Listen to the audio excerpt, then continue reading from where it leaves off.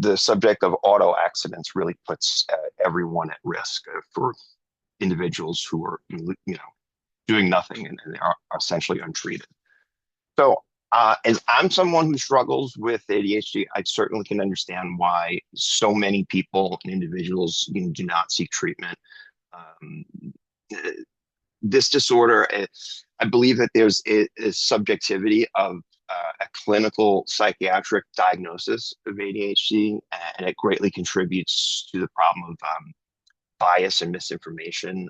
I've experienced like a great deal of, one could say, cognitive dissonance because of symptoms, because the symptoms really always didn't align with how the doctor or psychiatrist, explained them that they would.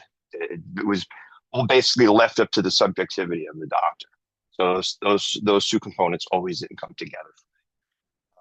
ADHD is certainly more than a mere annoyance to those who suffer from it.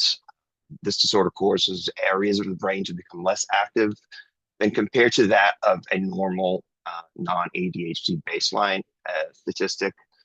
So it's particularly the areas concerning executive functioning in the prefrontal cortex. Individuals with untreated ADHD are more likely to forget or act without thinking.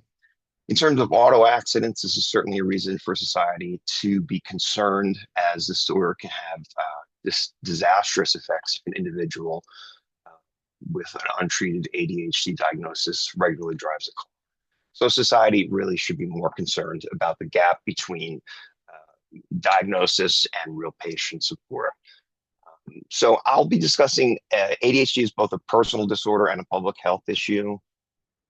I'll be discussing ADHD stigma and bias, how the clinical diagnosis of ADHD sometimes adds to the stigma. I'll also provide more information on a really wonderful organization called Children and Adults with Attention Deficit Hyperactivity Disorder, called CHADD, CHADD, and they provide an extensive amount of ADHD-related resources and how you can get involved in supporting the organization.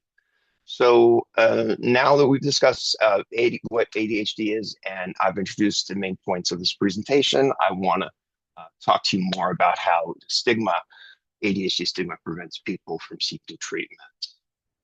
So according to theguardian.com, randomized clinical trials have demonstrated that for many patients, medication can help alleviate hyperactivity and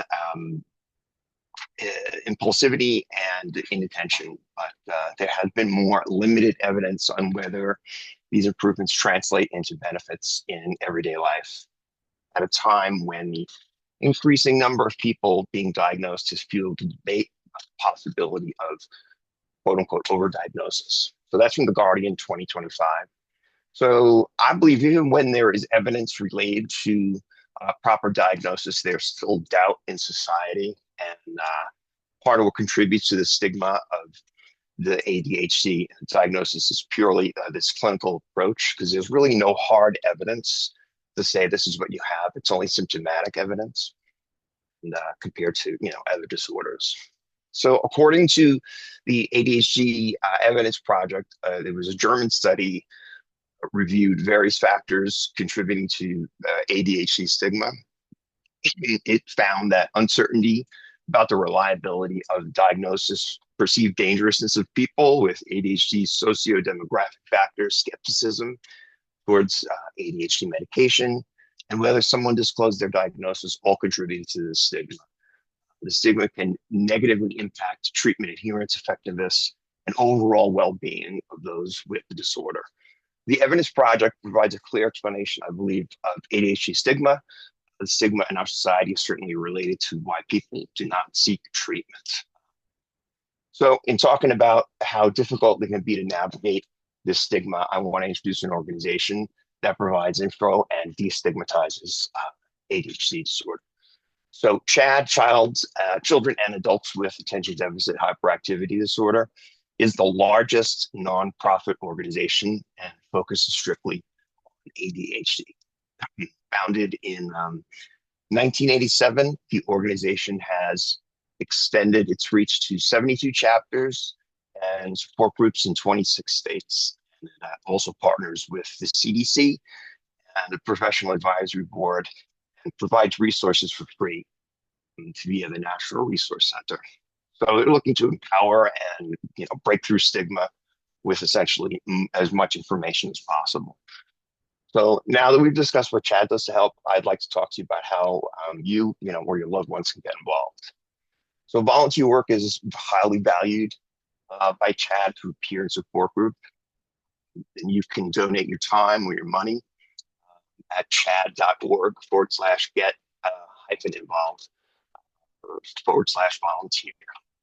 So today we discussed that this is a disorder of the brain as described by the DSM-5. And it contributes to why individuals do not seek treatment, that there's a bias, and people really don't understand it fully. When left untreated, it can cause significant auto accidents. So I'd like to end by saying if you couldn't see and you needed glasses, you would go to an eye doctor. And if you suffer from ADHD, and particularly the stigma related to it, it would really help a great deal if you try to see that the answers to the problem and symptoms lie within that perspective. So thanks.